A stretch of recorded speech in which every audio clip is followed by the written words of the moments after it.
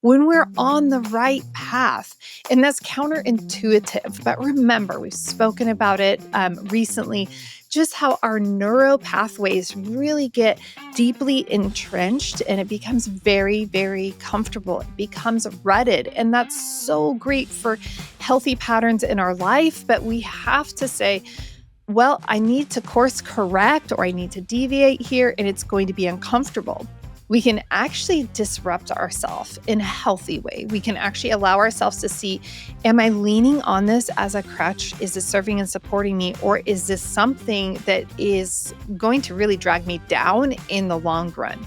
So the reality is that this whole fear, it's not going to show up when you're just going through the motions of life. It is only going to show up when you are about to do something that really matters. And that, like, fear just wants to crash the party.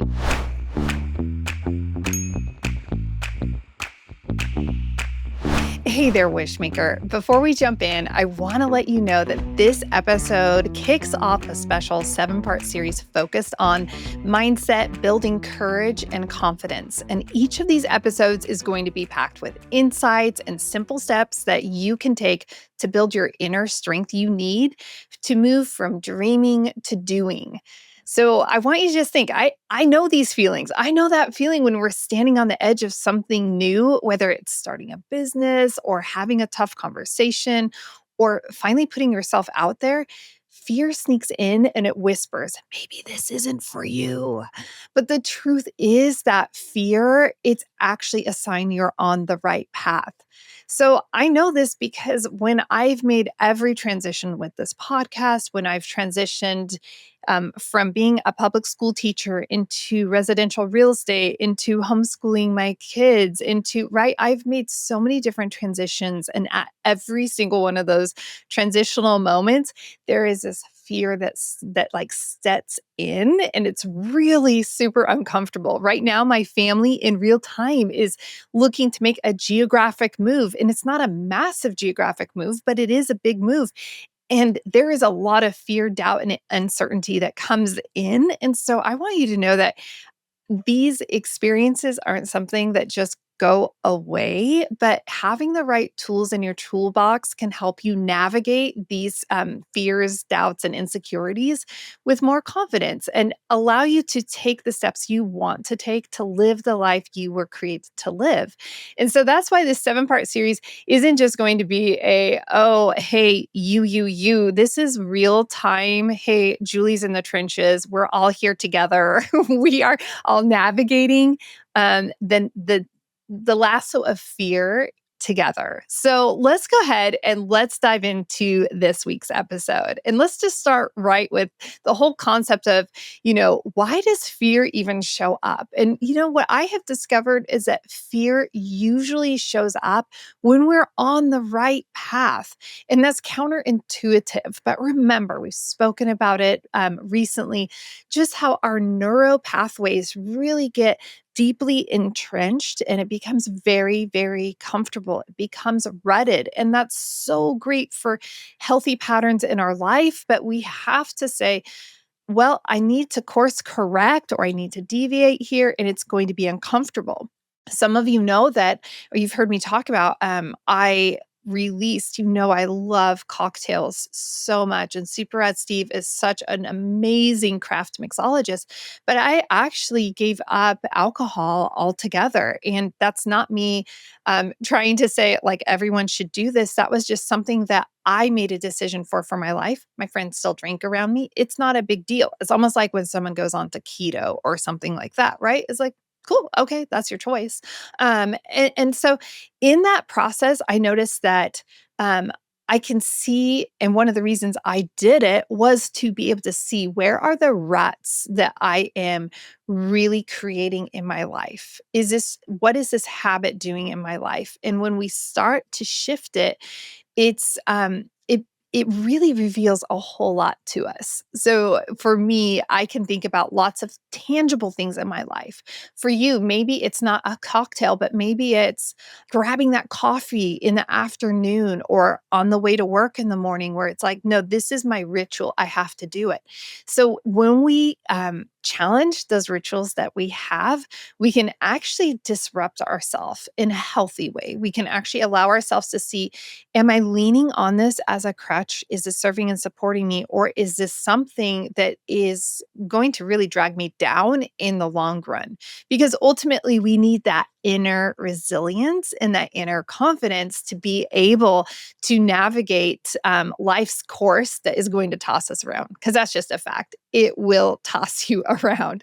So the reality is that this whole fear, it's not going to show up when you're just going through the motions of life. It is only going to show up when you are about to do something that really matters. And that, like, fear just wants to crash the party. So if I'm going back to my example of my family making this geographic move, there are a lot of fears that come up. What if that mortgage payment is going to be, more than it's comfortable for us? What if our house doesn't sell? What if the school system down there isn't really great? What if we don't get embedded into the community as we're thinking we're going to, right? And so, what if is a statement that when you hear yourself saying, what if, that is one of those, um, like a siren, "Ew, ew," right? Just letting you know, alerting you that fear is probably lurking right inside you at that moment. So, fear is not usually about danger. It's usually about stepping outside of what is familiar. And so, that pit in your stomach before you're sending that email, before you're submitting your resume, before you're pitching, that article to a newspaper or to a publication, that text that you send before you have to have that crucial conversation with someone you really deeply care about, that's growth. That is growth knocking. Okay. And so if you're feeling fear, it's not a red light. It's just a sign that you are stepping into something more meaningful. I love to say green lights all the way. I know Matthew McConaughey wrote the book Green Lights, and I love the concept, conceptually speaking, right? Just of green lights. I always think about driving down to Coeur d'Alene, Idaho. If you hit the first red light, the next 3 miles of your life are going to be red lights. If you hit that first, as you're entering the community, if the first light is green lights, you're going to have a streak of green lights. And really, like, setting ourselves up for green lights in life is really so powerful. So when you feel that fear, that's not a red light. That doesn't mean, oh no, the rest of this is going to be so complicated and so hard and I can't get through this. It's just part of the process. It's part of you learning about yourself and what's going on inside. So there are ways that we can navigate fear. And this is really important because being able to work through fear is what's going to allow you to have that green light in life, right? That, okay, let's move forward. It doesn't mean it's easy, but we're going to do this anyway. And we've used a similar framework when we talk about self doubt, when we talk about other things, we use a very similar framework. And it's simple. And if you can apply this across the board in your life, I'm going to give you the 3 steps that work like beautifully in all of life. We name it, we reframe it, and then we take action. So let's talk about it. You want to know what makes fear louder? Keeping it vague. Yeah. So ask yourself, what exactly am I afraid of? Sometimes just putting it into words shrinks the monster in the room. I can tell you, I have sat with so many coaching clients where I can see it on their face if we're doing a virtual call coaching session, right?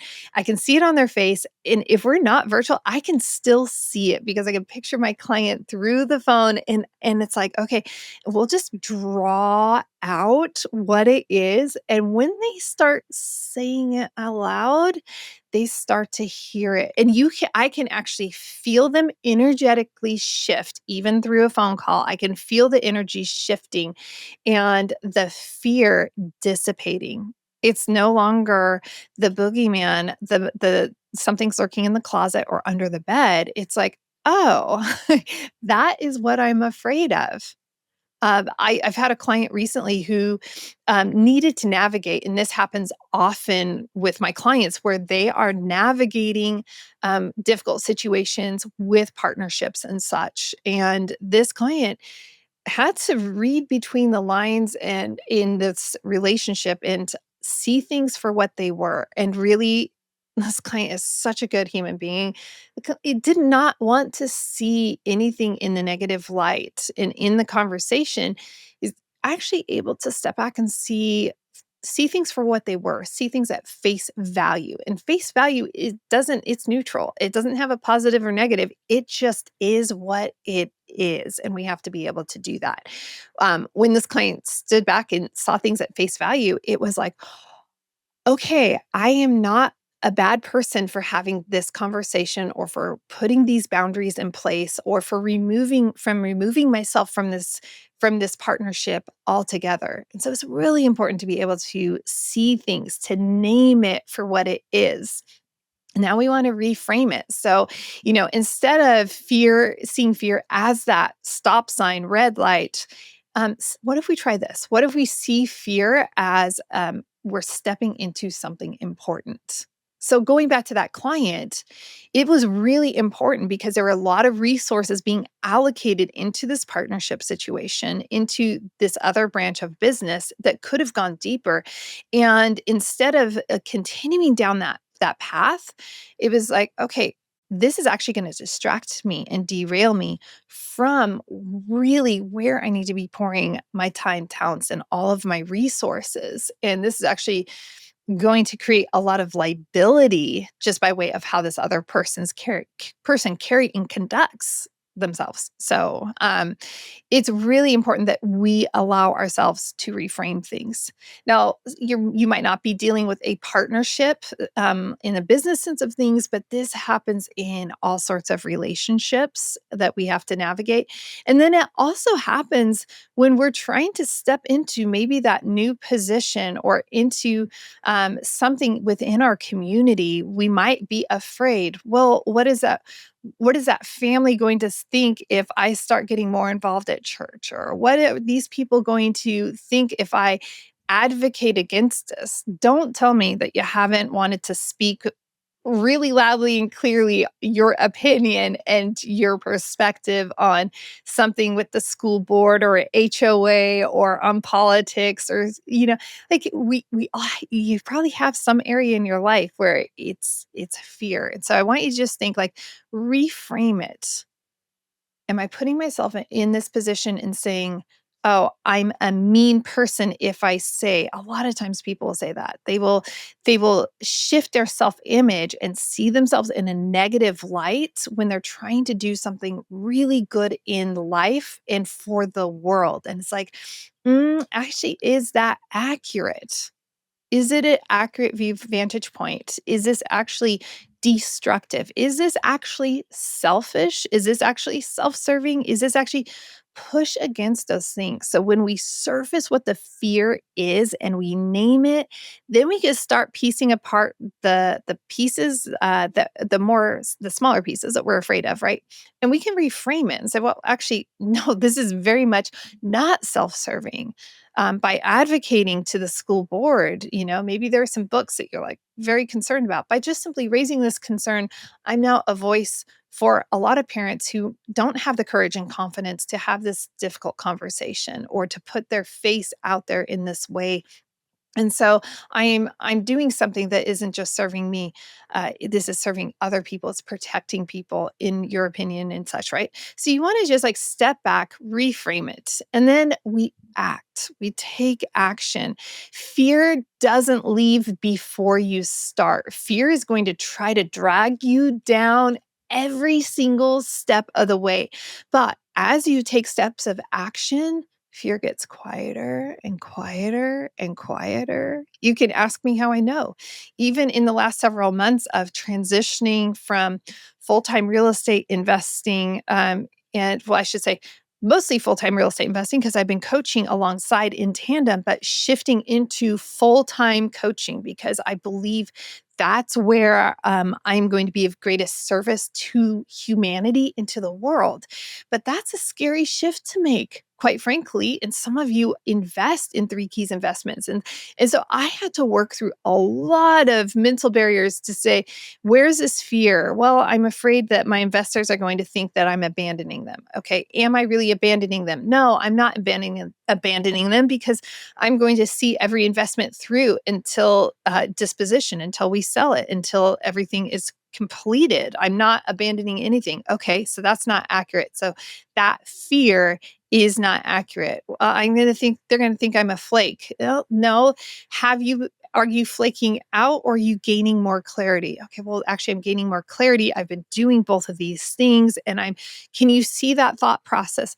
That thought process of naming it, reframing it, getting the body around it, and then taking the action. Well, and when you're taking that action, I want to encourage you to be thinking about like, what does this look like? We all have a death sentence. I know that sounds harsh if you're new to the show, but it's something we talk about. Like the reality is that when the moment we were born, we know that there is going to be a moment where we also die.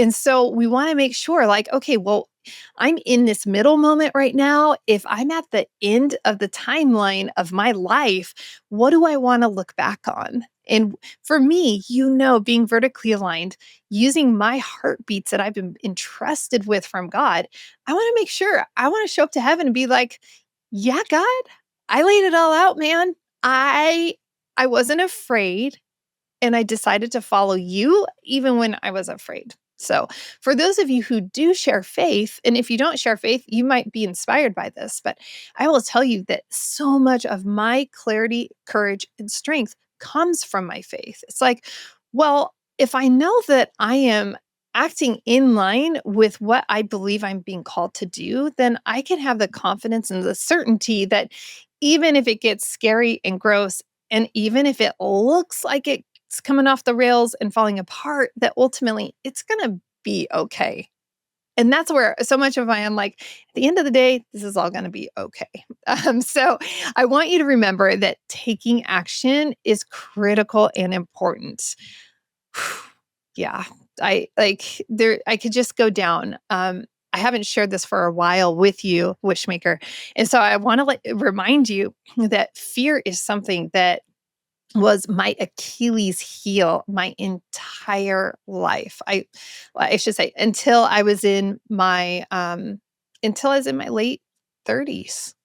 And I think losing my dad unexpectedly was maybe one of the final nails in the I don't need to be afraid, because when you start facing worst case scenarios in life and you work your way through that, you realize, what do I really need to be afraid of? So when I go back into my early 20s and I think about, the checklist life that I led, and being married and being abused and going through that and being the first person in my family to get divorced, which is not the way God intended it. But all that to say, like, to me, I lived worst case scenario, and then having the blessing come out of that and building a life with Super Rad Steve for the last 19 years of marriage this year, which is super awesome. But we've built life, and guys, we don't have it all figured out. I just want to encourage you, like, we're not perfect. And there are so many things that we've experienced. You've heard us talk about it on the show, and we've experienced like the 10-year period of depression. We've experienced um, so many different pressures on our life together and building our life together, that working through that, and it's a continual working through of things. I really want to let you know, Wishmaker, that there isn't some secret formula because you have two human beings. But when you have two human beings that, for us, we both feel very deeply. We made a commitment before God. We both love each other. And so we want to honor that commitment, and we love each other. And so sometimes when it gets messy, which in 19 years, it still gets messy sometimes, but it's that commitment, that deeper commitment to say, I truly love you and I want the best for you and for us and for our family. And so fear shows up in so many different ways, so many different facets of our life. When we look at what we have been through, and like God has carried me through all these different situations, multiple pregnancy losses, my dad dropping dead, right? Like so many different hard things where it's like, okay, I thought that was the worst case. Something bad, something difficult, something challenging is going to happen again in life, but I can look at this body of evidence and I can see the provision and the protection and say, like, okay, I don't need to be afraid because you have been faithful in my life, God. And so I can have that confidence that moving forward, it's going to be okay. And being okay doesn't mean it's easy. It just means there's a level of confidence and that it helps dissipate that fear. So if you're like, for me, that was the long-term solution for navigating fear is look at the body of evidence, looking at God's faithfulness in my life. And, honestly, that's such a powerful part of my life that I have a hard time wrapping my head around not having that in my life. And so, like, looking at those two things just allows me to navigate the fear, doubt, and uncertainty in such a better way than I could have before that. So those are all extra bonuses I didn't bake into when I was creating the outline for this episode. So I hope you enjoyed those little perks. I just want to encourage you as we wrap this up is that fear is not your enemy. It is a signal that you are pushing into your growth. Okay. So don't be afraid of it. And this dream that you have, like if you can't shake it, if it is part of you, that the one thing that feels both exciting and terrifying, it is absolutely worth pursuing. It is a double-edged sword. Everything that I do, even still creating podcast episodes and content and such, hey, it's still a little like, how's this going to land with people? Are they going to share it? Are they going to like it? Are they going to hate it? Like, you just never know. But knowing deeper inside of you is going to give you that, like, okay, I'm going to name it, I'm going to reframe it, and I'm going to take the action. Okay. So if you are ready to take the next step and you want support, I'd love to invite you to apply to the Wishmaker Circle. And I'd also like to let you know that I have a couple of full time, like one-on-one coaching opportunities available. And I'm going to say something I don't always say, but there are people that I've become more of a personal advisor to. We've worked together, and so and we've actually, it's been years, and we actually released a couple of those. I've released a couple of those relationships. It was very mutual, and that's a natural transition to make. And it was beautiful. We started out as working one-on-one in a coaching capacity and built such a substantial relationship, and the coaching was no longer needed. And yet there is still a need and desire for more of a, you know me deeply, you know me well, and you're going to speak into my life in a way that my friends and family, colleagues aren't going to speak into my life. And I can say things without you, like retaliating or thinking in a protective way, like friends, family, colleagues, and such. And so it's really powerful when you have that personal advisor in your court. And so that might be something that you may want to consider growing into. And so just feel free, schedule time for us to talk in the show notes. And we'll see if, working in a one-on-one way is something that we want to do in a coaching way. And if we want to grow that potentially into more of a personal advisor role, then that's something that we will actually just naturally see through the process. I appreciate you. Don't let fear stop you. Let it remind you that you are heading somewhere worth going.